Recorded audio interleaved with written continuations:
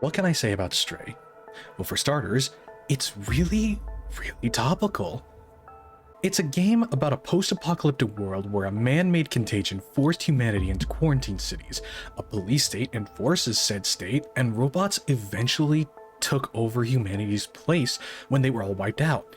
That hits a little too hard. However, what makes the game's underlying messaging and world building tolerable to people who just want to play a game about a cat is the fact that they don't shove its themes in your face and expect a roaring applause. But we'll get to that later on in the video. Let's start with the basics. The gameplay is overwhelmingly basic and simple. And that's the point. It's actually funny how they introduce a combat mechanic, lets you play around with it, then just rips it away to remind you that this is a game about a stranded cat. This isn't Dark Souls, it's not Call of Duty, and it isn't Fortnite. It's literally a cat the game. So be a cat. The whole point of the game is to just have a feel-good time. Explore a surprisingly interesting world and interact with the various characters in it. As a cat. Speaking of, let's talk about the game's story.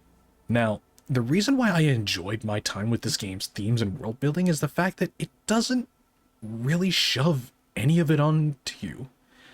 The game has a world, it has lore, but it only goes as deep or as political as you're interested in it, or, well, how you interpret it.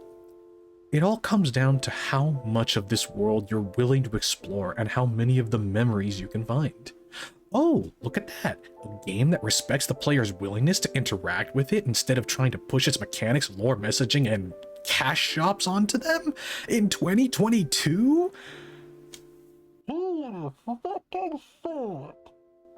Anyway, the game's story doesn't really blaze its own trail. Stories that cover what Stray does have been around for a long time, and that's okay. It doesn't have to be this grand new adventure where you'll never guess what happens next, because it utilizes the tropes and plot points effectively and takes the time to build up this bond between you, the cat, and all the other characters. And there are some nice moments with these characters, but the main story and vehicle for progression of the game's events is consistent.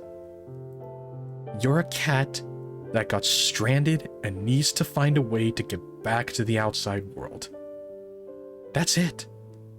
And it's good that it's simple. So, overall, I'd say this game is more than worthy of the humble ranking I have to give it. It firmly sits at a solid 6 or 7 out of 10. But don't let IGN or Polygon fool you. 6 out of 10 is a good score, because 5 out of 10 is average. Solid simplistic gameplay, good world building and character design, and a well-paced story that doesn't overstay its welcome. It's certainly a game worth straying off the beaten path for.